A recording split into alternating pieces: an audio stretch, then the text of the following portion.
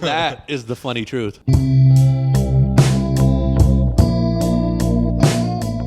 I don't know what to tell you. I don't know what to tell you. I don't know what to tell you. That sounds like something you need to handle on your own. Sounds like a you problem, bro. I went coug hunting. Coug hunting is insane. I did, man. I'll tell you what. Like, I've Googled what are the spots in Phoenix For coug hunting? for mature women looking for younger guys.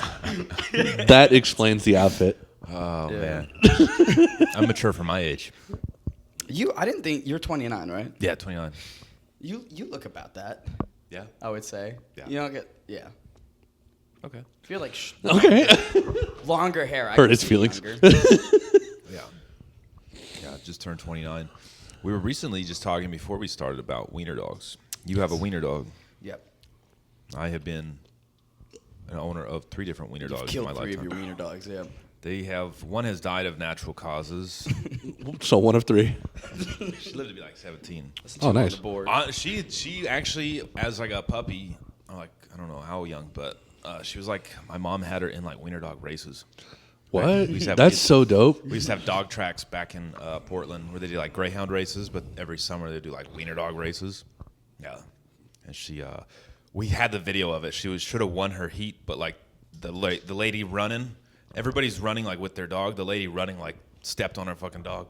What? Yeah, and we lost. You know? Damn. Sabotaged you, man. Yeah, and you know nobody cares about it. They're like, come on. So, Oh. Start protesting, start throwing flags, man. Oh, they Yeah. do wiener dog races out here too. At there's like Tempe Town Lake. Well, we've done one. With You've done one? Yeah, I've done. It's not a Tempe Town Lake. We did it at a different place, and I wish that I had your problem where I was en route to winning and then was sabotaged. My dog just fucking sucked at it. yeah. She like right out the gate, she got distracted. She started smelling and then was like working laterally, and I'm like, "You gotta this way, bitch!" Fucking. Yeah. She lost. We didn't do her that again. We stopped. She retired. You embarrassed me. Yeah. Yeah, so. And you were like, So- never so again. You killed him. So tired of seeing you like this. Just put a pillow over. It's funny, dude. Wiener dogs are really like oddly smart and stubborn. Like she would know how to get into like all the food.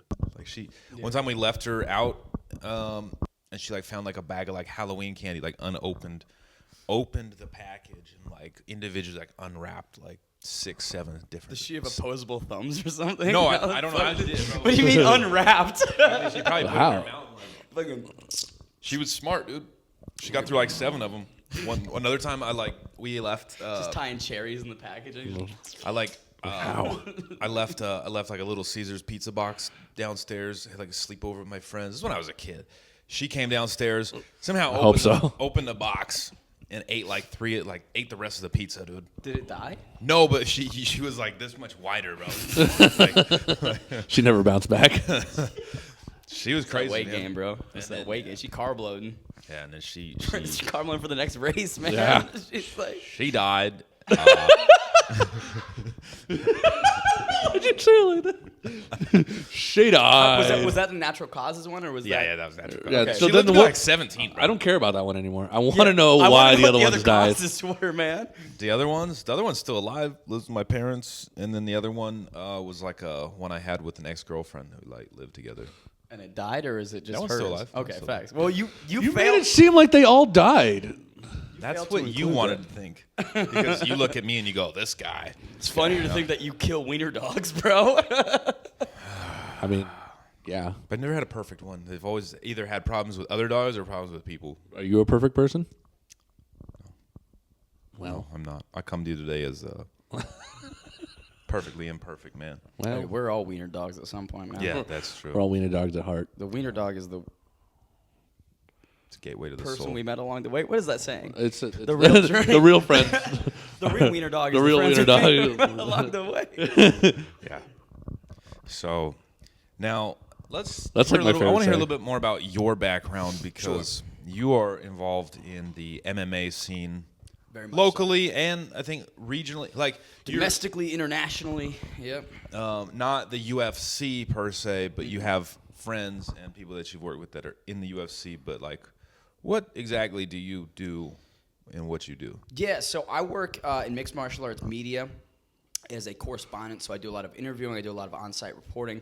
And that's kind of where I got started. And a year into it, I was like, man, this is just too general. Anyone can be a media correspondent. Anyone can show up and ask questions. Anyone can do interviews with fighters. And so for me, I was thinking, okay, what's better for my branding? And it's to be as niche as possible. And so now I've been doing play-by-play commentary. And I've been doing it for 2.5 years at this point, but it wasn't my focal point. The media stuff was where I was putting my focus for a year. And then I was like, it's just not giving the returns that I am looking for. So specialized and switched up, and that's going really well. Yeah, so I've been on the UFC's eSports team as a play-by-play for about 2.5 years now.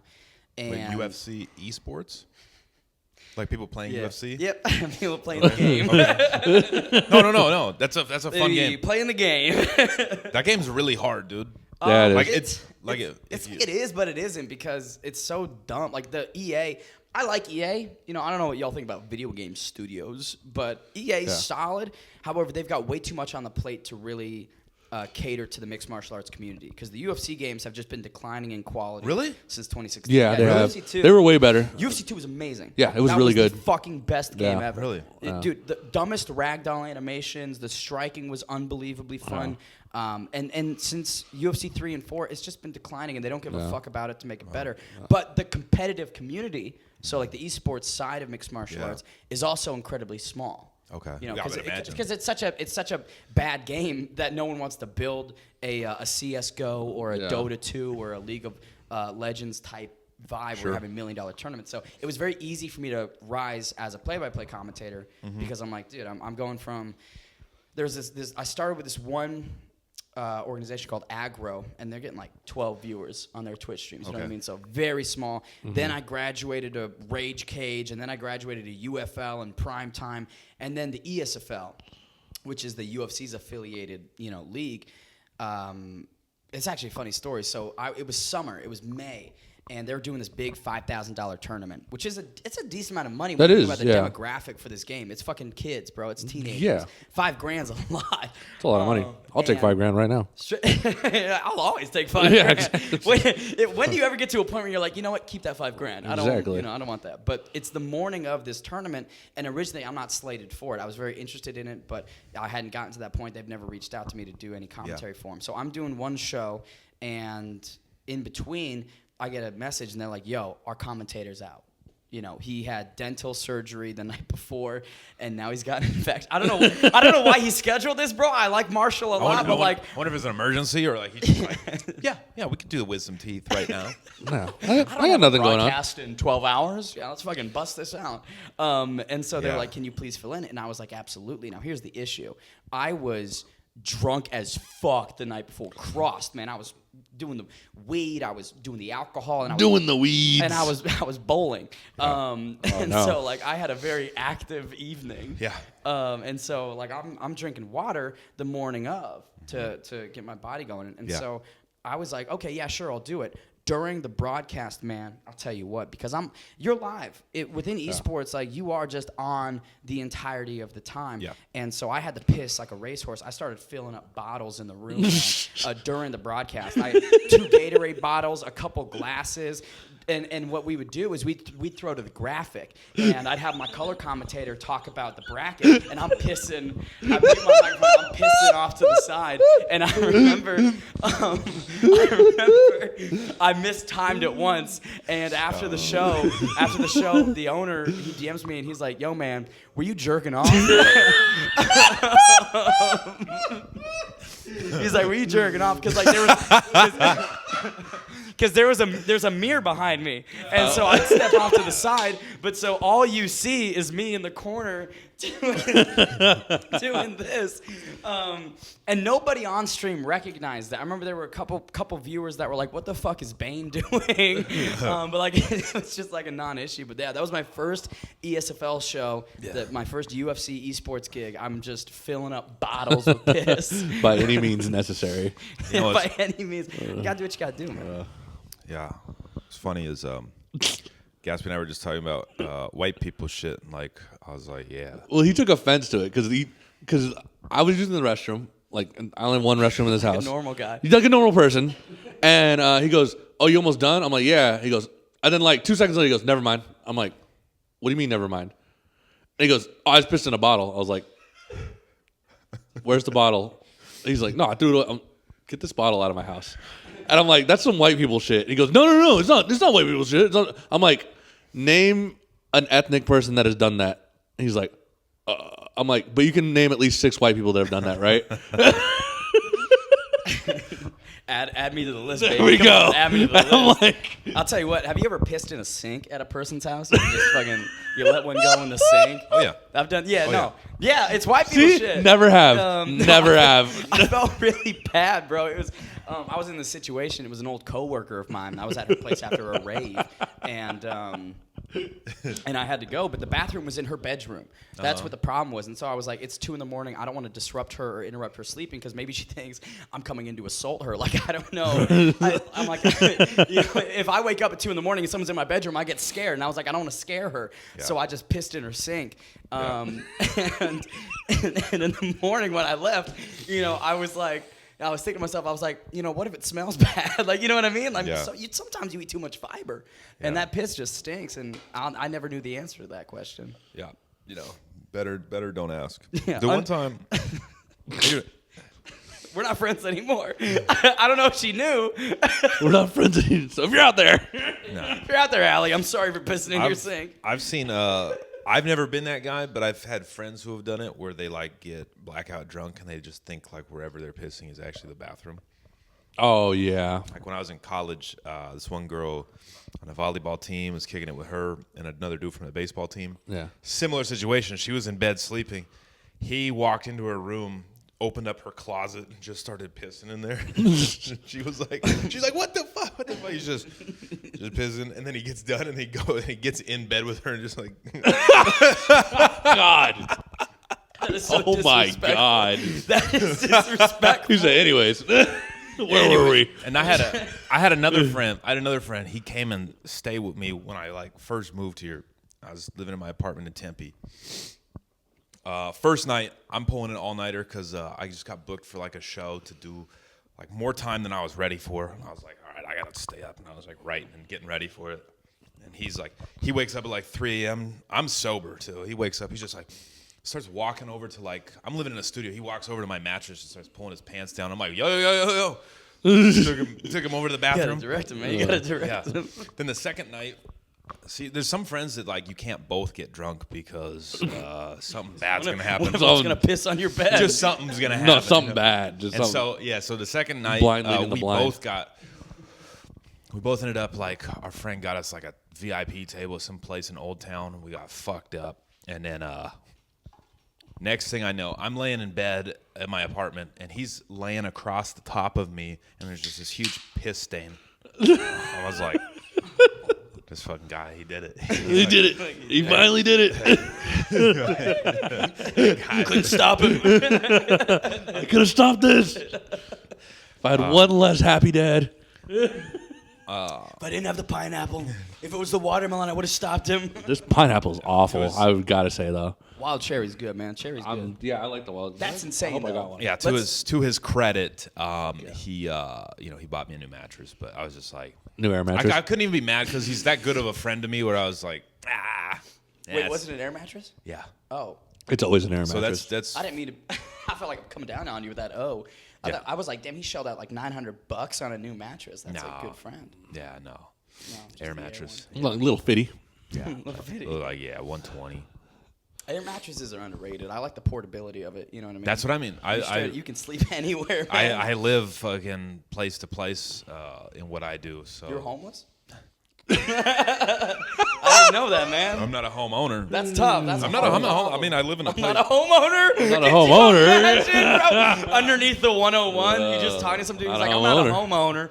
I'm more of a camper, man. I like the outdoors. And it's like, no, dude, You're you right. do crack. You're a You do fucking crack. meth addict. You're right. You're right with the portability though, because like I'm not trying to set up a bed frame and do all this shit and pay a bunch of money for a mattress. I'm just trying to. I got like my clothes and I got like 10 outfits. I got my air mattress. And I've seen you in this 30 times. Yeah, and I got my laptop. That's what I work off. all of. you Yeah, if you ever seen him wearing anything nice, it's usually because I borrowed it to him. That's true.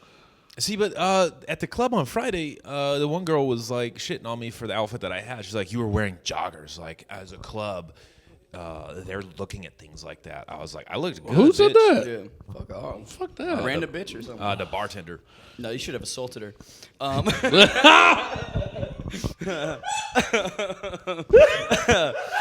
Kidding. Hey, whoa, he shouldn't have. It's a joke. No, straight up though, like joggers. If I see someone at a bar that's choosing comfortable over style, man, I fuck with that. But it was a mixture of both. That's the thing. It was Because it's a they jogger. looked like slacks, Do they? but they were tied up. Yeah. I like to think that he's wearing like those joggers they look exactly like jeans, but they're joggers. You know what I'm talking about? Yeah, it was kind of like it, but they were like slacks. They were like They almost look corduroy. yeah. But I was yeah. Oh my You God. you don't own any corduroy, do you? I don't think so. I actually have like an odd amount of like dress shirts and ties and slacks because that's what I used to wear for like what I used to do. And when I first got into stand up, that's what I would wear. I'd wear a tie. I'd wear like a nice outfit. Why'd you go formal with it?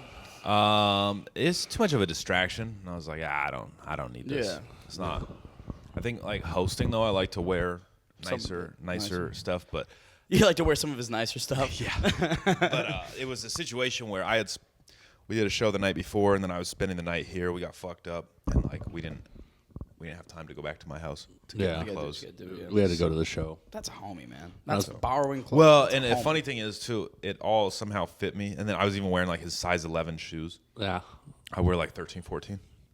I wear 9.5s. Jesus Christ. Yeah, so Those are really cute, man. I lost. Those are really playful. If you saw Sweet. if you saw my toenail from the show though, I lost like half my toenail from wearing those shoes. Is it still in this shoe? It's like It's embedded, bro. It's like a megalodon tooth. It's I was fucking. wondering what was rubbing up against my big toe. You want to see it? No, I don't want I'm not to. interested in dogs. I'm Bro. okay. Keep those strapped up. Okay. Hey. Maybe next podcast. Okay. Well, Do you have a foot fetish?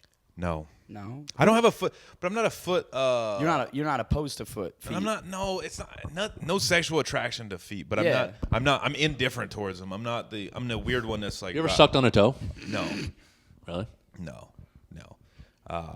But it's like some people are so disgusted by feet that it's annoying to me. Oh yeah, It's I annoying hate to that. me. I hate Why are that you too. so pressed? Yeah, It's a like foot. I've had We all girls got like 'em. I've had girls like that took my socks off in the bed and they got mad. It's like, yo, it's not that fucking. Yeah, I've had people. Yeah, I've They had, got mad at you for taking your socks That's off. what I mean. I'm like, I'm not When gonna you're sleep with my fucking them. fucking socks. Or just sleeping. in Or my just bed. sleep. Yeah, I went hard.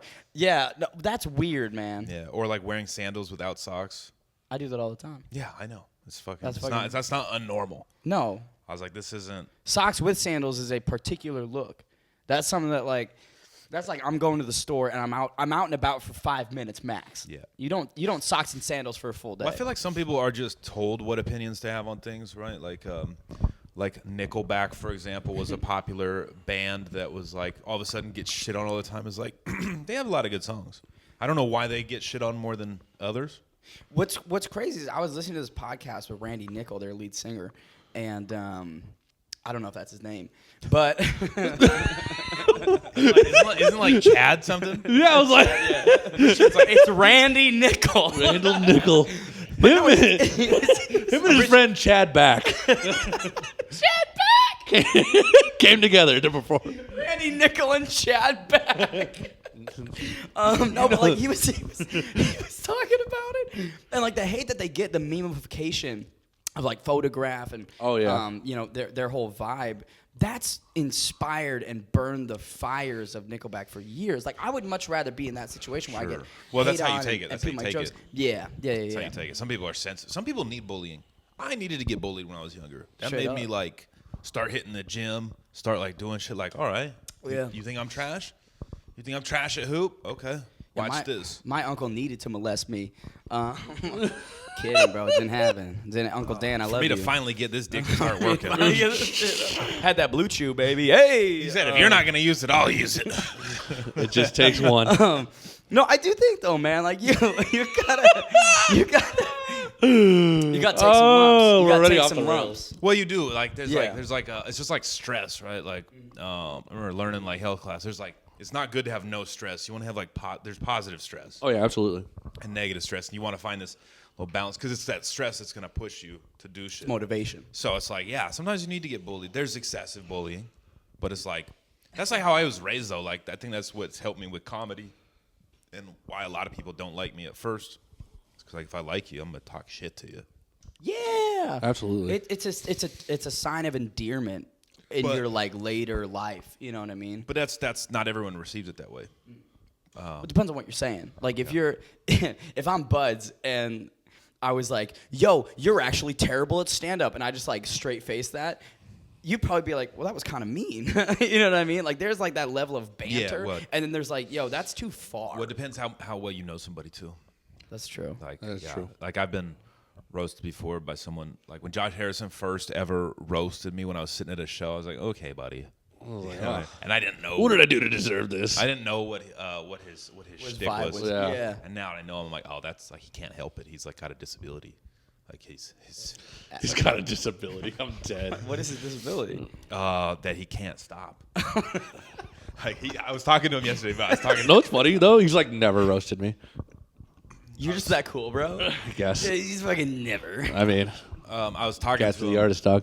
I was talking. That's why I want to get him on the podcast because then he will. I know. I can't wait. But he goes, yeah, dude. The other day I was working. He's like, this guy was helping me work on something, and I like set a timer on my phone for 15 minutes, and I promised I'd be nice to him and I wouldn't say anything. He's like, I couldn't do it. Did you say how far he got in? He didn't make the 15. He started the timer and he just immediately. That would be funny. Like 1 minute, and he's like, "Fuck you," and it goes off. The way he operates, dude, is like once you say something, like his brain just like. Where can I find a flaw in this? Oh, dude, that's his whole game. I love it. I'm like a very appreciative of it, but it's like it's got to be a disability. Does he balance it out? Like, is there a real positive trait he has? He's actually a really sweet guy. He's Yeah, very there you sweet, go. That's very it. sweet guy. Yeah. If you don't balance it out, if you're just, you know what I mean, that's just your vibe. If you don't balance it out, No, he's a sweet guy. He Can't fuck with him. actually cares a lot. That's just how he is. That's how he communicates. That's how he expresses himself. And you got to think, this is a guy, no dad, and he also was he was also Army infantry. that fucking. He's probably a 1.3 GPA kid. Where he's like smart in Which other ways, war? but not in the book smart way. Not in the ass fab way. They looked at his test score and said, yeah, infantry. He said, "You're going on the front lines, guy. Yeah. Good luck. We don't want you anywhere near the corporate world or minimum wage. We want you dead, bro. I don't want you returning." and if your body does come back, you're dead on the inside. Straight up. You're gonna be in a box, all right? Fucking- But at least we'll give you a career path. That's where he said he learned roasting too. Was the the military. front lines. It's like- He's just yelling at the Iraqis like, "Your dress looks stupid." he just said it was like when they're in camp and shit, like when they go out for like smoke break, they'd go out and like they just start ripping on people, like him and his buddies. Oh yeah, absolutely. No, no, just like each other, yeah. For the was most, like, for when the they most just- part, you don't see action. Like, Yeah. it's just you fighting boredom Yeah. And That's the real war. And alcoholism. and alcoholism. Yeah. My cousin was in the Army, and he was packing parachutes. And I was like, you went through the entirety of like basic, love him to death. You went through like the entirety of basic training, and like, all you did was pack parachutes. I'm like, I would want something more, man. Like that's just. Were you in the Army? You were just a fucking nanny, bro. Well, the Army Like, loved him to death too. That's true. Wow. Did they? Till death. Till death do they part. Do you ever consider going to the Army? I did when I was in school. I actually small little window of time. I was like, I want to go to West Point. Like I wanted to play basketball at West Point. I was like, that would be my path. And then I remember in one of my classes, one of my teachers would always show. He was like an alternative type of dude. He would always show like controversial documentary type stuff. And he showed us a documentary on like the Iraq and Afghanistan war, and I was like, this is just being funded by greed. Fuck that, I'm not dying for that shit. And then I was like, no more military. Cut that out. Dying for oil, bro. Yeah, whatever the fuck it is. Or whatever. Who cares? I know it's not for my freedom. This was in between the time where he killed his second and third wiener dog. That's He's like, I really need to get out. I gotta stop strangling these wiener dogs. Start strangling Iraqi. I gotta level up. You make me do this. I almost couldn't say it. Jesus Digital footprint, Christ. baby. Digital footprint. And that's the funny truth right there. So okay. So we got off topic on what you were doing career wise with MMA. For sure, yeah. So I'm more interested. That's the biggest reason I wanted you on the podcast, other than you're a sweet guy and I really dig your personality. But MMA is like my one thing that I'm maybe a fanboy of. I feel you, man. Where I'm like, I don't like all the other sports. To me, I'm like, but MMA is like, this is the shit. I was the same way. You know, growing up, I never really connected with a lot of sports. I wasn't fans of them. Did you play any sports? I did cross country, which I don't think you could consider a sport. It's a sport. That's a sport. Hey, shut up! It's running. That's a sport, dude. No, but I did football. I did The baseball. first sport, really. It's the first sport. That's man's first That's sport. survival. Yeah, the blacks were good at that before they were good at anything else. God, fucking Usain Bolt. Natives. Could you imagine prime Usain Bolt lining up next to you in the Olympics? I'd just be like, man, I'm getting second or third. Oh, that's short distance fucking- running. Yeah. Yeah. Oh, that is different. Yeah, you're right. I guess we're talking about Well, anyways, your story. So mixed martial arts, man. Yeah, I just couldn't connect with other sports. Like I wasn't fans of them. Baseball, I found boring. NFL, I found it was just too. It's at some point boring in the sense where if you're up by 20 points in a football game, that's hard to come back from. There aren't a lot of upsets in that nature. And with mixed martial arts, it's so individualistic that, like, you know, perfect example, Kamaru Usman and Leon Edwards at UFC 278 Salt Lake City. Bro, he got dominated rounds 2, 3, 4. He looked dejected. Hands over the cage. He's exhausted. It's at elevation. World is against Leon Edwards. Come on, Leon! Come on, Leon! Don't let him bully your son! And then 1 minute left in round 5. Yo, cross head kick. Boom. Bam! New champion, baby. New champ. Like those are the moments that I live for, and it was so electric that I was in 2017. I saw John Jones just murder Daniel Cormier in their rematch, and I was at Buffalo Wild Wings. My buddy was like, "Yo, come to this Buffalo Wild Wings," and I was like, "I'll go to this Buffalo Wild Wings." And so I was at this Buffalo Wild Wings, and when It's always a Buffalo Wild Wings. always a B-dub. I'll fucking go, dude. Straight up, and $3 wild goose. Let's go. but when that head kick landed and DC went down, the crowd fucking exploded. And I can't point to another moment when I'm watching a sport or a game where there was that collective atmosphere of excitement and energy. And I was like, fuck, I got to get in this, you know? Yeah. Here I we mean, are. there is, but not. Yeah, it's you can't. It is a sport where you could be down points and just boom, one hit. But that's fighting too. That's boxing the same way. But boxing is just not as entertaining, dude. There's Boxing, a lot of politics, bureaucracy. The matchmaking in boxing is stupid. The dude, best and- don't fight the best. Yeah. there's So dumb. there's like 5 world titles for the same weight class. Dude, WBA, IBO, IBF, PBC, like, who the fuck cares, bro? Yeah. Make them one, like. Well, and that's like there's just so much. There's gambling is what truly fuels sports 100%. In general. Do you have a gambling addiction? No, I do. I don't like to gamble. I just do it like for fun, a little bit. Like I was like, you know what? I want to gamble on this card today because I'm bored. I look at it like a lottery ticket. I don't look at it as like because people just like actively watch it. I just put my picks in and then check the end of the night. Yeah. I had this presented to me literally Saturday, UFC 286. A buddy of mine, I was on a little watch party, and he was like, man, when you gamble, do you think that ruins the experience for you? Because I think it does. It does. 100%. If you gamble a lot, if you put a lot of money up, I'm putting $1. I'm putting 50-cent parlays. Like, Yeah. I don't give a fuck. Yeah. What the exact outcome That's is, the man. exact way I do it too. It's just like a fun addition. It's an externality of Yeah. mixed martial arts to where I'm like, yo, if it hits, I get $8. If it doesn't, I've lost 50 cents. I don't care because I'm riding my random $1 I saw the parlays. other side of it in myself Yeah. when I like put money on it, and I was like, "Oh, I'm gonna get this," and then like it was a decision that shouldn't A have gone. robbery, Yeah, it was a robbery. It was like one that like I was Dana. with Yeah, you. I was with Dana you. White came out the next day. He goes, "That's not the way it should have gone." Which fight was it? You remember? It was Rodriguez and Yi.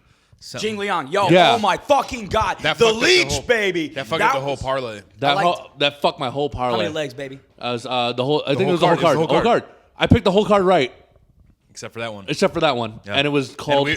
His bet on it was like dependent upon our night. Like we're gonna go out tonight. Yeah, because it was like I was gonna clear like 1,200, I think. Yeah. Yeah, and You so kill yourself. That sucks. yeah, no, I did. I tried to through That alcoholism. was my fentanyl overdose. No, straight No, up, I mean the alcoholism that night was was alive in a well. That was but yeah, after that, I was like, oh, okay, now I need to like take it easy. 100%, yeah, and like there is that nature. Even when you gamble small, you get that level of like upset about. Yeah, because you're like. But here's the thing: you'd be upset about that decision anyways. I'd be Yeah, upset about that robbery exactly. anyways if I didn't have money on it. So it's like the fact that I had some skin in the game. It adds to it.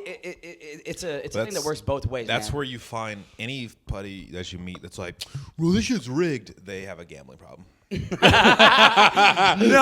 that's true. No, true. I had this hour-long, man, I'll tell you what, this idiot on Twitter, I spent an hour talking to him because he was like, the NFL's rigged, it's rigged, they've got a script, and he's telling me how like the Bengals, if you look at the Bengals marketing, they had this poster, and there was a 3 on the poster, and that's why Damar Hamlin got fucking concussed, because there was a 3 next to the tiger paw. I'm like, are you fucking insane right now? Yeah. Dummy. Yeah. I got a friend who's super super into it, and like he's like, yeah, dude, this is my last fucking time doing it. And then he'll go on for an hour on the phone with me about like how he's done gambling, and the next day he's like, yeah, dude, so I just have this one parlay. So I was like, I'm not gonna listen to you tell me you're gonna quit. Yeah. That's the thing, man. You gotta own it. Don't lie to to me, man. Don't lie. Just be like, I'm gonna keep doing this, and I can accept that. Don't wishy-washy. You gotta commit either way. And like full degeneracy is like when they start saying like when they're gambling on like foreign sports, like shit that you have no idea about.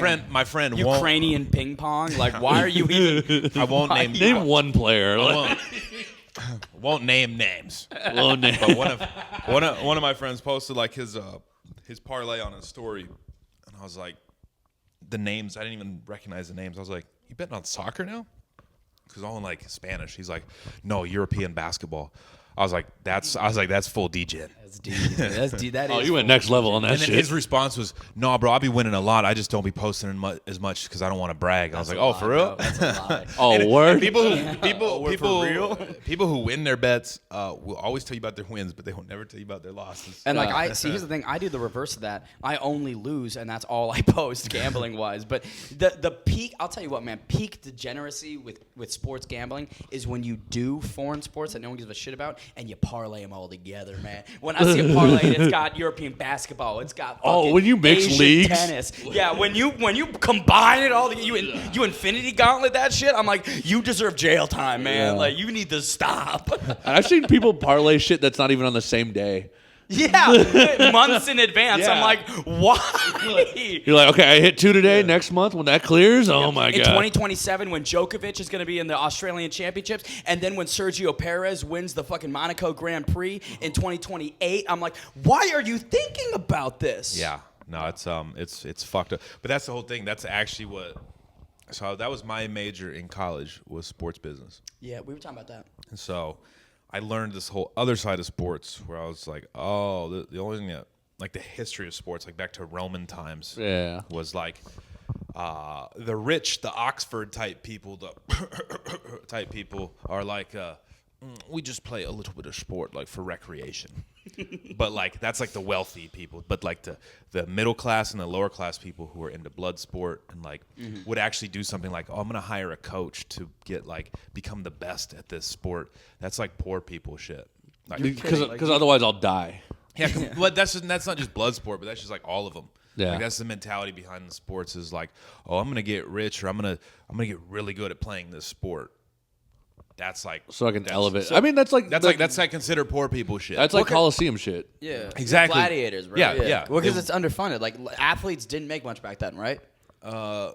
No, but it's a principle behind it. It's like to want to be really good at a sport, like to practice to get really good, as opposed to just do it for like recreation and fun.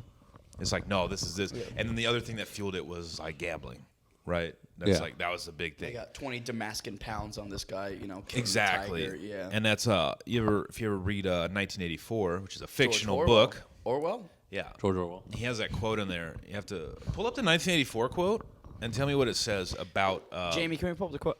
Yeah, fuck Well, like- off. well, Get like- out of here. What did Dave Chappelle call them? Fingers? Can you pull it up though? Because it's a really profound quote. Because it's very representative. Have you read 84? Yeah, dude, that book fucked me up. I read it in high school. I didn't read it because it's scary. I don't want to read it.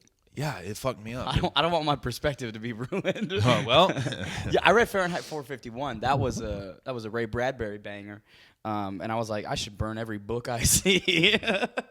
No, it's Fuck knowledge. Nonfiction, they try so hard to make it sound like fiction when they criticize it. Fiction, everyone tries to hype it as if it's nonfiction. That sounded deep, but I need examples. When is 1984. Is that was fiction? Yes, but you're like, oh, Yeah, It sorry. was fiction, but Stupid I mean, as fuck. That was fiction. yeah. okay. So the quote is: "So long as they continue to work and breed, their other activities were without importance, left to themselves like cattle turned loose upon the plains of Argentina." Sorry, they had referred to a style of life that appeared to be natural to them, a sort of ancestral pattern. Is this the one? It has to do with gambling. I was gonna say, Something- why the fuck something- is yeah, okay. Argentina catching Well, fades in that? Heavy physical work, the care of home and children, petty quarrels with neighbors, films, football, beer, and above all, gambling filled up the horizon of their minds. Yeah. To keep them in control was not difficult. Yes. So there you go. So I guess that's really what the quote is. It says heavy physical work, the care of home and children, petty quarrels with neighbors, been there, films, football, beer, and above all, gambling filled up the horizon of their minds. To keep them in control was not difficult. That last sentence, keep them in control. Government psyops, baby.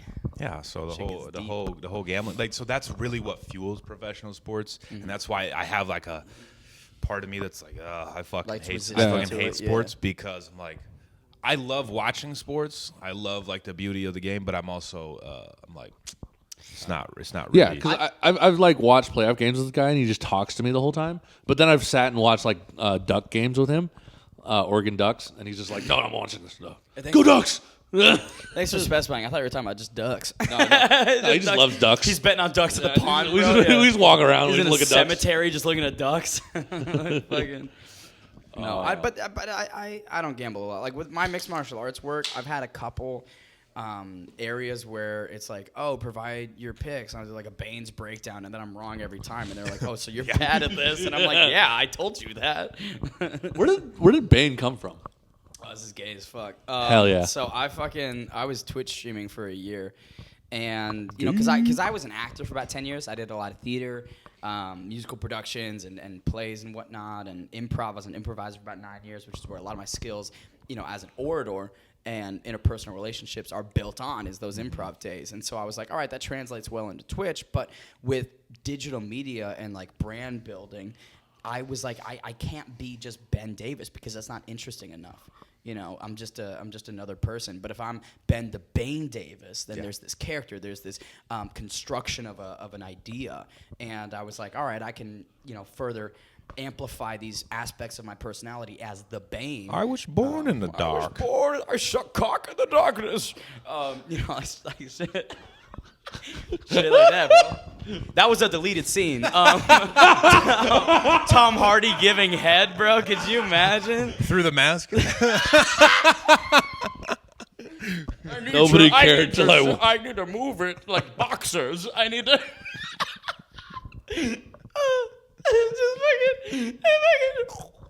It was very good dick. Oh my god. No, but that's where the Bane came from, and I started this. I started a Twitter account for my Twitch, and it just stuck, man. It just fucking stuck. And it sounds like it flows off really well, like Ben the Bane Davis. Yeah. It does flow pretty well. Yeah, I like it. You fucking. I shot cock in the dark. That was wild. I'll drain your cock. Oh. Gotham! Gotham! I am your gay reckoning. The gay reckoning is wild. Yeah, he like squealed. I'm going to suck all of your fucking cocks. That's full. He went full Bane. Full Bane, baby. You got to cup it, man. Like, I think best Bane impressions, you got to cup. You can't do just like out and about. Oh You gotta cup. god. Yeah. The Bane. That's solid. Oh, But yeah, that's where it came from, man. And I don't know. I still do believe in I that don't know. philosophy of like, it's an idea, it's a character. Like when I'm on broadcasts, there's that level of, you know, I'm operating not just as Ben Davis. There's like levels that I can amplify here and there and take advantage of. And for me, again, you know, it gets back to the differentiation. It gets back to finding my own niche and being more unique than anyone else. Because like in the world of mixed martial arts and in general, what fucking attracts eyes, viewers' attention? It's people who are unique, man. It's characters. And so it's characters. Yeah. So I was like, almost inadvertently, I was positioning myself for a lot more success than the generalized audience. And that's why I mentioned how mixed martial arts media, the barrier of entry is on the fucking ground. And you got guys that show up to Bellator media calls. You got guys that show up to PFL media calls. They do interviews with athletes and they put it out. But it's just, I don't want to shit on specific people, so I'm going to make up fake names. These are not real people. It's just Tiddly Billiams. It's just fucking, Marcus whoever putting out an interview with Sam Alvey. But if it's Ben the Bane Davis and I've got this great exclusive breakdown on Sam Alvey dealing with his foster care and his, XYZs, it's just more interesting. Yeah, absolutely. It's a show. The world is a stage. It is a show. And I don't know. MMA is just like one of those sports. It's almost another one of those things that people call white people shit. It's like, it's mostly because if you go like, it's really like it is like definitely it's people who drink Monster type of like crowd. Like the sponsors at UFC is like Metro PCS, Monster, just like all these brands that like who rocks that shit.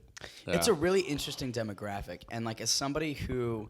Is probably not the most clear-cut individual in that demographic. It's been a little. I'm not gonna say difficult to break into necessarily because like I'm as humble as you could possibly. It's almost a NASCAR demographic. That's exactly what it fucking is. But yeah, there's times where I'm emphasizing how homophobic the fucking MMA community is, how resistant to change they are. And it's frustrating because I'm like, we've got Amanda Nunes, who is a lesbian and was a 2-division champion. We've got many fighters who are,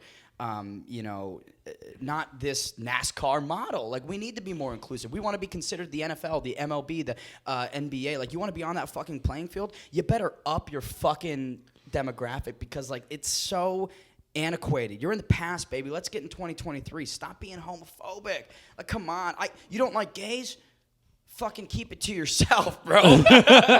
Shut the fuck up. Shut the fuck up, bro. Or like fight a gay guy and be homophobic for the PR. More like suck a dick. How about that? Yeah. And then kill it. I went to one UFC event. I went back in 2019. I went to Vegas for I was there for NBA Summer League. So I was a sports agent at the time. But I also was like, wow, shit, it's International Fight Week this week. So I went to the UFC event, and I watched. It was the fight where it was the card where was it Lionheart and Jones? Yeah. It was Masvidal and Askren. Yeah, dude, it was Masvidal, Askren. It was Jan Blachowicz and Rockhold. It was Holly Holm and Amanda Nunes. John Jones and Anthony Smith was the main event, right? No, it was John Jones and Thiago Santos. Oh, Thiago Santos. Yeah. That was actually a good fight, but as they were calling out, like they were doing like the announcement for like John Jones, like the walkouts, just a brawl started like right in my section, like right off to the left of me. Tell me why I was like a white dude in a wife beater. And then I was a fat Mexican dude in a Monster shirt. Who won? The Mexican dude. Fuck yeah, baby. Let's come go. on. Viva la Mexico, am I right, my boy? He was pummeling the shit out of him, dude. Pummeling is crazy. Good. You start a brawl at an event, doesn't matter what sporting event, you deserve to get destroyed. I don't know who started it, bro. I was just like, they were doing tank top. I'm gonna go on a crazy limb. They were doing the walkouts, and all of a sudden I just see, everyone crowding over here, and just like some dude just ming, getting the shit beat out of him in the seat, bro. And his like wife beater's all ripped, nipple out. I was just like, nips out. I'm sitting there on my fourth $15 beer at the T-Mobile Arena, just like shit. Dude, they get you on the beer. Get you on the beer. It is tough financially at any of those UFC events. I almost feel like they do that so that not everybody gets hammered. Don't drink. There's like this a hard limiter. Yeah. There's this old sports story. I think it was like the Chicago Cubs. Yes, and they did like 50-cent beer night. I think it was 5 cents. I think it was way less than that. It was. It was called like way less than 5 cents. Way less than 50 cents. You're right. I think it was like 5-cent beer night. I think it was the Disco Demolition night. Yeah. Whereas like everybody brought like their like old like disco records to destroy, and they did like 5-cent beer, and everyone was fucked up. Everyone stormed the field, and it was like It was just chaos. like chaos, bro. But like that's legendary. Yeah. You got once a year, a UFC event should do 5-cent beer night. No. And just bring down the arena. That's would good be for nobody. amazing. Somebody will die. Yeah. If he dies, he dies. He dies. Oh, As they put the posters up, 5-cent beer night. If they die, they die. Did anyone see Creed 3? No. No, not yet. No, thank That's God. kind of racist. What do you mean, thank God? I heard Sylvester Stallone wasn't in it. He's not in it. Okay, well, thank God. Why would you want him in it? That's the whole story. He's like line. 74. That is not, yeah. Also, that is not it's Creed. It's Michael B. Jordan, baby. Come on. Michael. Yeah, no, not selling it for me. That's tough. Boxing. That's tough. Who's the other guy in it too? Jonathan Majors. Yeah, he's amazing. Dude, he's fantastic. He's so good. He's like, I don't think he's that good. Don't talk to me about these colored folks. You know what's really funny though? At the end of the day, you know what's really funny about fighting? And someone brought it up to me one time, and then I was like, I recognize it now. Still losing it over that. That's his reason for not being interested in Creed is, man, I don't like these black people in front of these roles, man. That's why Sylvester. What? What? A good Italian white. Italian white. Italian what? Yeah, but like he's retarded, so like it's still some Balances out. It's nothing. Adrian! Come in, man. I don't want to fucking go. Yeah. About how hard you suck, dick. It's about how hard you eat balls. And keep going. Oh my God. Anywho. You were saying, Yeah. With fighting, it's funny like how people choose their opponent is like if gambling's not involved, it's usually goes off of skin color. Like I've been to, someone brought that up to me. I was like, okay, Tyson Fury, Deontay Wilder. Who am I naturally gonna want to pick to win? Obviously Tyson Fury. I could say it's because of this and this, but it's like I never followed him. I was going to say Deontay. Yeah. Yeah, dude. The bronze bomber, baby, come on. No, fuck I picked no, him dude. to win. I knew he was going to lose. So you're saying service level? It's Yeah. service level. Like so, if you ever go to a Buffalo Wild Wings, Yeah, it's just like anybody Canelo fought. Yeah, what if it's two black dudes, though? Who you picking there? they usually don't. They usually don't. The ref? They usually don't do that Yeah. matchup though. That's what they're saying. They like when it's pitty. Like Yeah, like it's- Canelo when he fought just anybody really. GGG. Yeah. Triple G? Yeah, exactly. White guys. But Canelo's he's white, but he's not. But he's not. Mexican. Yeah. You know what Canelo means, right? It's cinnamon. Yeah, that's right. Yeah, because he looks cinnamon. Yeah, you know that? I didn't know that. Canelo means cinnamon. Canelo. Saul Canelo Alvarez. Yeah. And so, like one of the funniest ones was that I went The- to. well, I mean the hair. Oh. Yeah, exactly. yeah. So Mexicans tend to they name people by their like. By their looks, By their the, attributes. it's an adjective. yes. You're Mexican. Like I'm not. like when I'm close. I'm close enough. I'm native. I'm native, but I'm like South Arizona native, which is basically Mexican. like when they call him a viejo, like you're old. Yeah, viejo, old, Yeah. flaco, skinny. Yeah. So, anyways, I went to a Buffalo Wild Wings one night. It's always a Two different Buffalo. nights, but one of them was when it was the Pacquiao Mayweather fight. Ooh. Oh, And nice. It was the Filipinos, the Asians over here, and the blacks over here. Oh, yeah. And then a little bit of the whites, like my friend and I, and Mixed like his in. dad, like yes. And it was totally about that. Another one I went to was when it was Kobe Covington and Masvidal. Oh, yeah. It was white. It was fucking white people, and then it was Yeah. like Mexicans. But there's one, and I won't say Mexican because he's Cuban, but it was like that. It was Hispanics. Yeah. There's one dude. His wife was so embarrassed because I know he had money on it. Kobe Covington during the fight, he's like, "Dude, the place is quiet." And he's like, "Let's go, white boy. Let's go, white boy." And his wife was just like, even like everyone was just like. He was definitely turning on his people because he had money on it. Yeah. He had money on Covington? Yeah. Yeah. Let's go, white boy. He had to have money because he was really just selling. don't know. He was selling his people out for that. Oh yeah. No, but like that's a smart decision. Masvidal was never going to win that. Like if you're a Cuban, Support Masvidal with your heart, with your head. Bet Covington. If you're in that gambling space, like you knew. Greetings, nerds and virgins. Hey, we gotta get a Bang Energy sponsorship for you, bro. Yeah, can I get a MyBookie? Can I get a MyBookie AG with hired prostitutes or whatever he's got? They look so unhappy to be there. No, every time. okay. Yo, we'll get into the nitty gritty of UFC real quick because I've been arguing with people for the last 2 days. As you are aware, my Twitter is fucking a war zone all the time. I'm not aware. And I'm not on Twitter. No, he just told you earlier. But yeah, You on Twitter? I'm on Twitter. Okay, facts. Why aren't you on Twitter? Never got into it. That's stupid. I think you'd be fun on Twitter. Yeah, you'd be good on Twitter, man. Maybe. But maybe Maybe. maybe somebody sucks you hard enough.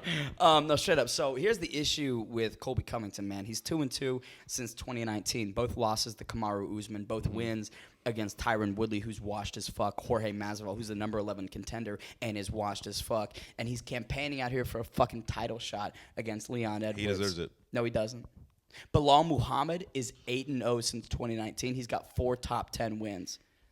He does not. Covington does not deserve shit. And I like Covington, man. I do like Colby. He's a great fighter. The gimmick is funny at times.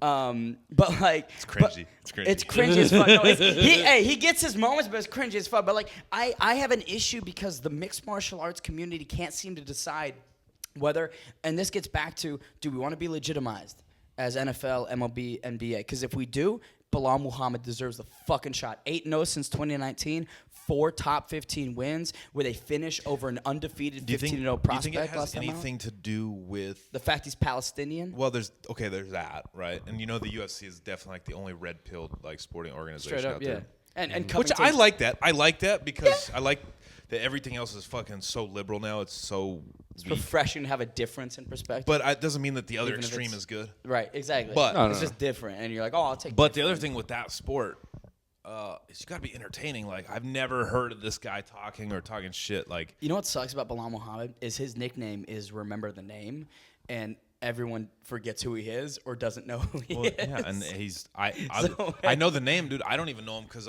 it's all about the shit talk for me. Is why I love UFC. Like one of my favorites ever is Chael Sonnen, another Oregon guy. Oh yeah, West Lynn, baby. Which Sometimes my father wouldn't make $100,000 a year. I'm from Oregon. Oh yeah. Dude, he was goated. Chael was goated. from Yeah, Oregon. I remember that. West Lynn's like 20-30 minutes away from me. Is it like high society in Yes, West Lynn? it's like one of the richest places in Oregon. That's so that funny. And Lake Oswego, like the 2 richest places. That is so. it's He's like still there, bro. I think is he in Portland now or? I don't know. I have no clue. You have a personal relationship with him, right? So you know the guy, Everyone right? from Oregon's connected. No. No, but I fuck with Chael. See, it's like the Paradise Valley of that. Really? Yeah, it's Yeah. like fucking nice. And that was Chael's whole gimmick is sometimes he'd play deep into like being from West Lynn. And literally there's this one interview that he did where he was like, sometimes my father wouldn't make more than $100,000 yeah, a that year. was and I would famous. see people litter, and it was disgusting. And I was so funny. So funny. Okay, yeah, we had help 2 days out of the week, but who else was gonna do the dishes? That's so funny, bro. Leading into it, And so good. they put the motivational music behind it. Yeah. And what's great about Chael is like not only did he play into the comedy of it, but he was also very skilled at he shit was- talking in general. You think about his Vanderlei Silva, where he's like, I'm gonna do a home invasion on you. I'm gonna be creeping up the stairs with a SEAL Team 6 operative. Oh, and, yeah. You know, Do you want Vanderlei. to play that game, Vanderlei? Yeah. I'm a gangster.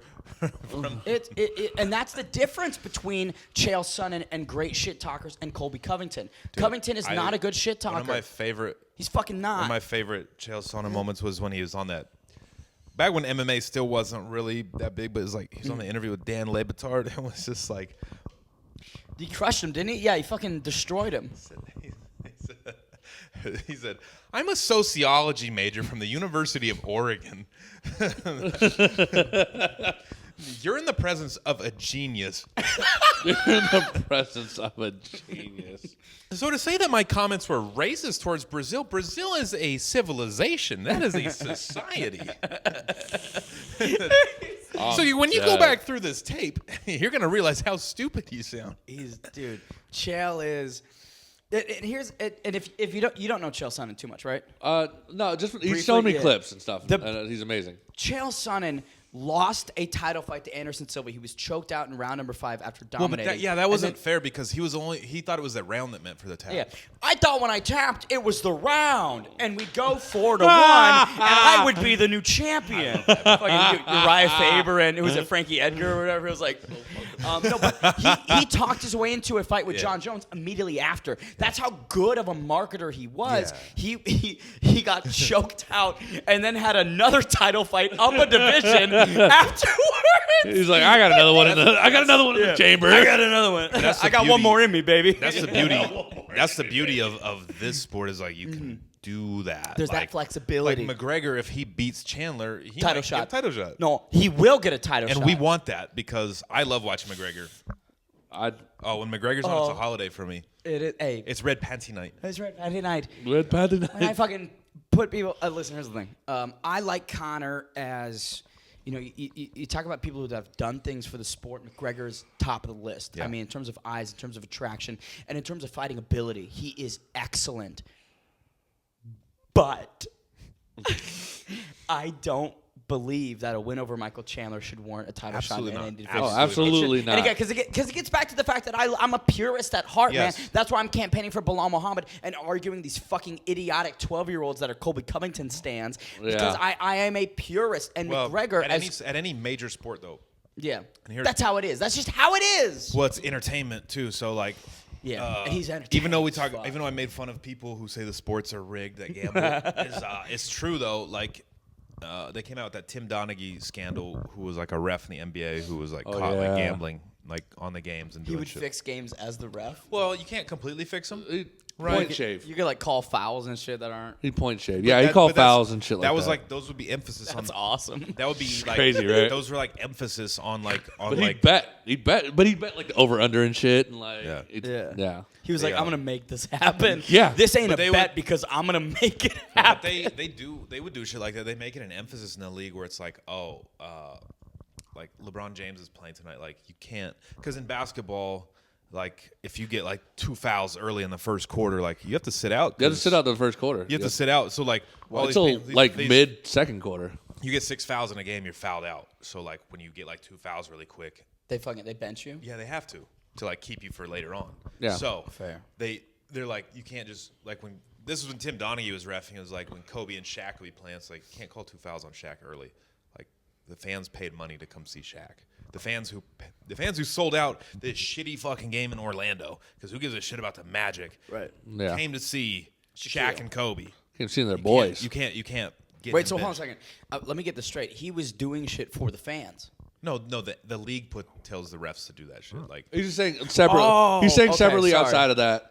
It's like there's like an unspoken rule. It's like the stars. Yeah. You don't call fouls on them like that. Devin Book, don't fucking call. I don't think Devin Book has a respect like that. He's close. I don't know basketball. Yeah, I don't know about basketball. I just know he's our biggest guy. He's our biggest guy. Because like no, he is, but KD, like maybe. people don't respect Phoenix like that. I feel like yeah, Didn't we it just almost win a depends. couple years ago? people still don't respect it. I don't respect it, but like we almost did win. Yeah, we did. Should have won. Should have won. They choked that one away. Oh, they choked the I fuck Oh, thought out for of sure that. they were up 2-0, weren't they? They were up 2-0. 2-0, yeah. Hey, You guys- hey, Ah, hey. Something always I feel very passionately. Chris! I grew up watching basketball. I grew up watching Phoenix basketball specifically, Yeah. and I remember Oh, when what a like nightmare. Oh god, Dude, fucking, Dude. that's awful. I remember when the benches cleared and we had to play fucking San Antonio with 6 players. I was like, yeah. But anyways, Phoenix has had some disappointing. We've teams. had some, like, when you had Nash and Stoudemire, I thought they were going to go all the yeah, way. we should have. They lost to a good team. It was a bad matchup for them. It was always a Texas team. They played with 6 fucking players? There was one where they were like really emphasis. It was after it was after Malice in the Palace. It was after the fight with Carmelo Anthony and Malice all that. in the Palace. And then it was after that. So it was like if there's an altercation on the court, any player that leaves their bench, that means they're automatically suspended the next game. So in the playoffs, Which, is that a league rule or a Suns rule? that was a league rule at the time. And so what happened was that Robert Horry had shoved Steve Nash into the scorer's table. Like, And so Steve Nash left the court, and so they... so no, Steve Nash was on the court, and Robert Horry went up, shoved Was it Robert Ory or was it Bruce Bowen? I can't remember. I think it was Robert Ory. He shoved Steve Nash into the scorer's table. Fucking their star player, 2-time MVP, back to back. And so people left the bench, and anybody that left the bench or just stood up got suspended. Yeah. So we had to play the Spurs the next game with 6 players. That's insane. Yo, speaking of, this is gonna be a complete directional. Oh, change. yeah, let's do it. WWE. Yeah. Yeah. Zuffa We fuck. Yeah, fuck a little WWE. owns the UFC We fuck. Little, yeah. Does Zuffa own? Do they have a majority share in WWE? and UFC. They own them both. Yo, talk about good positioning, man. Talk about good positioning. Well, that's why you see the WWE in the UFC. I'm like, the only difference is they go out and actually settle it. That's okay. So I'll tell you what, man. Like this again. This gets into the nitty gritty. But you think about some of the guys at WWE, like Bobby Lashley, who had a mixed martial arts career. You think about Gable Stevenson, who was a very accredited NCAA wrestler. I mean, top of the world for years. And they go WWE instead of mixed martial arts. Well, I get a little bit like, but money, dude. Money's. See, at the end of the day, that's it's like a talker. That's a talker. it's money though. Like, and I mean, you're not dumb for not wanting to get your fucking head beat in. No, And- 100%. And McGregor's absolutely right with that sport. It's like if you're not at the top, like you're fighting for peanuts. Well, think about it, man, and that's why, and that's why they're diluting the roster with Contender Series alumni, because they get shafted on a 10-10 after Contender Series, and so they're increasing revenue on a fixed fucking whatever the term is from ESPN because they're just like giving shittier contracts, and that's why you're getting shittier fighters. Now, I will say this: you've got some really great Contender Series talent. You got my buddy Billy Quarantillo, who's fighting in the co-main event on April 15th against Edson Barboza. You got Ricky Simon, Ricky Simone, baby. Yes. Pacific Northwest. He got knocked out by Faber. I know. I felt like they called Early that. stop. I felt like they called that Early one stop. too early, bro. That was 100%. weak, bro. Simone, he's Mexican. He's a gangster, and they should not have called Went to that. school with his cousin. He was on the wrestling team at my college. Dude.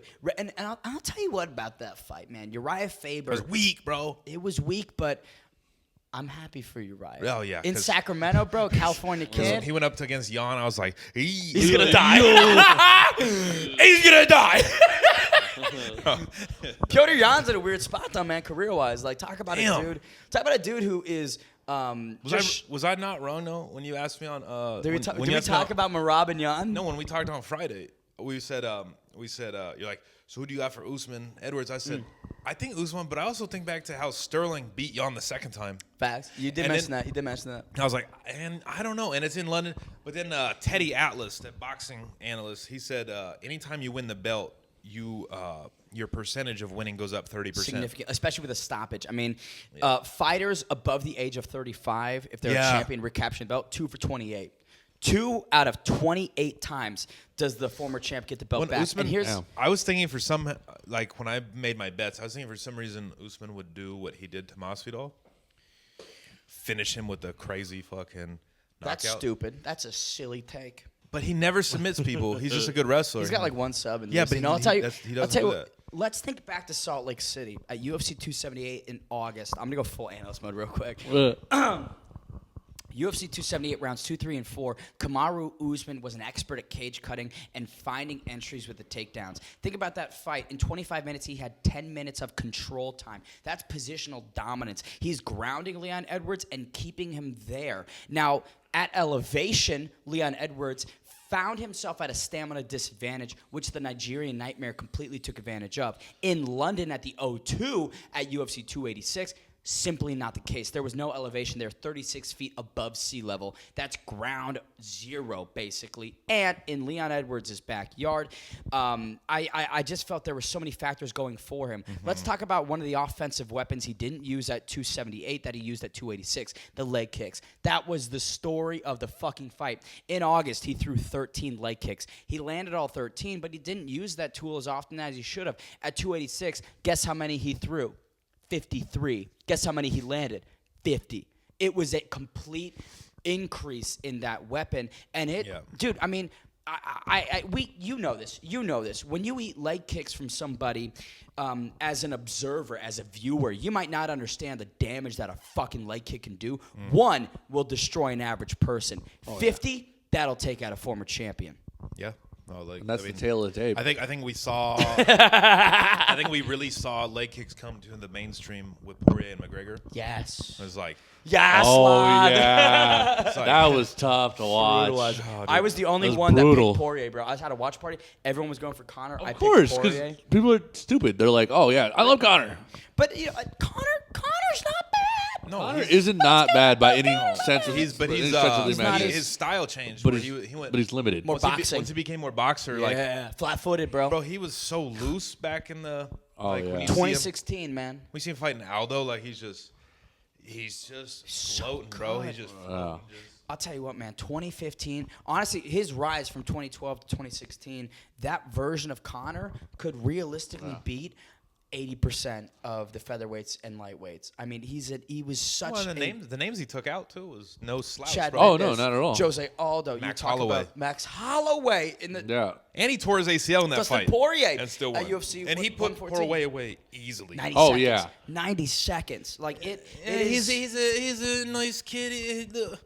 Bounce his head off the canvas, man. You know, I want to go out there and I fucking. He's you know, a nice little hillbilly. His Who cousin's the name's fuck are you, man? I think that Conor is the embodiment of what a lot of mixed martial arts should be when he was on his rise. Oh, At yeah. this point, the sale of Proper 12, the interests he has outside the octagon, clearly he's not focused, which is why just overshadows. Michael Chandler's going to fucking knock him out. I'll tell you so? what. This is my pick. I believe it too. First round, Michael Chandler's a dangerous guy. Very, very dangerous guy. He is very dangerous. We've seen that. His record doesn't show how dangerous he is in the UFC. In the UFC. He should have beat Oliveira. He should have. You're He kind of dropped his right. ass, bro. Dropped his ass, and then but here's the thing. You talk about durability. Michael Chandler's always displayed a very questionable durability. You think back to his losses to Will Brooks in He almost Bellator. reminds me of a bigger Cody Garbrandt. That's a great comparison. Like- Fuck. Wrestler that turned into a striker that has a lot of power, not a lot of chin. That's Yes. a good fucking comparison. Fuck. Yeah, when Cody's like, all right, fuck, I'm gonna start swinging. It's just like, Oh, man. Hey, who Cody- was the fight? Was it Yair Rodriguez that he fought, or who did he fight that him and they just both started swinging? Pedro back? Munoz, Oh, the young Punisher, baby. That was actually the same night as John Jones and Anthony Smith, UFC 230. Was that the same night? I thought that was Usman Woodley. Can you look up Thiago Santos and John Jones? No, that wasn't that fight. Look up. I was look there. Look up Jones and Anthony Smith. I felt like this was Usman and Woodley night when this happened. That was the co-main. And That was the co-main. Yeah. and- John Jones, Anthony Smith. and you know who else I saw in that card that I was like, I've been a little disappointed Dude, with. that's such a good fucking card to go Was to. Holy shit. Johnny Walker. Yeah. I was like, dude, this guy's gonna be something, but he's a fucking idiot. Dude, he's an idiot, but he just knocked out Paul Craig in the first know, round. but he's that's- an idiot that keeps winning. It pisses me off. No, but I he like- loses a lot too. Yes, well, because he has bad fight IQ. Yeah. Because he makes poor decisions. And he has no chin. He's a glass cannon. But at that weight class at 205, you can get to the top. That's what I've noticed with not just 205 but heavyweights. Is like you'll see heavyweights walk in, their record's like 36 and 24. Yeah. But I'm like, how is he still fighting, bro? Why are you still doing this, dog? You know who one of my favorites ever was Roy Big Country Nelson. Yeah. Oh, let's go. He throw that overhand right, just He like got that belly on him, man. he threw that overhand right, just like just blindly fucking knock people out. You remember Mark Hunt? Yo, yeah. The Super Samoan. That guy was dangerous. And I'll tell you what, the current best heavyweight in the world is not John Jones. It's not Tom Aspinall. It's not Stipe Miocic. It's not Cyril Gane. It's Curtis Blades. Curtis Razor Blades is the best heavyweight in the world. Fuck off. Kill yourself. Curtis Blades is the best in That's the world. weak, dude. It's not weak. He has improved striking. He is the best wrestler on the planet at 265. He didn't beat Derek Lewis. Because he got meme KO'd. He did, dude. He got meme KO. No, I'll tell you what. His 3 losses in mixed martial arts in 20-plus fights. Francis Ngannou on 2 occasions, and Derek Lewis on 1 occasion because he made a bad decision. You talk about that? Who's that one dude? He got knocked out by Ngannou like super early, but he had a lot of hype behind him. He was a big black dude as well. Jairzinho Rosenstrike. Yes. Yeah, Yeah. Biggie Boy. Biggie Boy is a good kickboxer, excellent I like to hear kickboxer. Michael but Bisping say his name. what has he said? I like to hear Michael Bisping say his name. Oi, Biggie boy. Biggie Boy. Jairzinho Rosenstrike. I can't do a Bisping impression. No. But Have you that- watched a Bisping documentary, by the way? I have. Really good. Really good. Really good. I cried. You out, cried? Out of the eye I can see out Fucking of. bitch, dog. Jesus. No, it is. He is amazing. That guy is fucking talking about one of a kind. No, don't talk about that. People come from the hood in England too. Yeah. And you don't have to be black to come from the hood. Like where he came from is like, oh yeah, he came from the trenches too. Yeah. And one eye, 2 weeks And notice. dude, yes, bro. Knocks out Rockhold. He fucking dude, his story is so inspirational. Like he was not actually medically clear. Like he lied to the doctor to like get his fight for the title. He couldn't fucking see out of his eye, and he went out and won it. Wow. The downfall was quickly after though. Kelvin Gastelum. So what's crazy is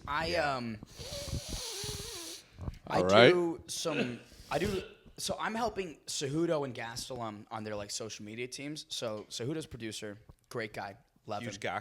Huge cock. He's a Jew. He's an Arizona guy, isn't he? From Tucson? Yeah. Well, Is he Tucson? Gastelum's from Yuma. Cejudo, I'm not entirely sure. But working with Kelvin and doing content with him and doing shoots, one of the nicest motherfuckers that Kelvin? you will meet. Kelvin is down to earth. You You wouldn't think that maybe from these guys who have been in main events that have fought for belts that have 10 years in the UFC. But Kelvin is like, he's down to earth as fuck. I feel like a lot of martial artists, and I don't know. I spent some time in MMA gym, obviously not at the highest levels. I was actually a member at EOS, Planet Fitness. You might see me run there. SBG in Portland. Oh, they had a Portland location? They have it everywhere, dude. They're like franchised. Yeah. But I used to go to another one that was a family gym. I did more Muay Thai, but then I went there and started doing a little more MMA. Yeah. But there wasn't any like big names out of there. It wasn't like I've never heard SBG Portland really. they have one in Boise. Like they have them all over, dude. Jesus Christ. SBG Boise? That's crazy. Hey, we've got an What the fuck is in Boise? we've got an Alaska location, SBG Juneau. We're gonna be producing some. Yo, drop the pin. Straight up. Well, there's certain cities that are bred to like make fighters, like Vegas.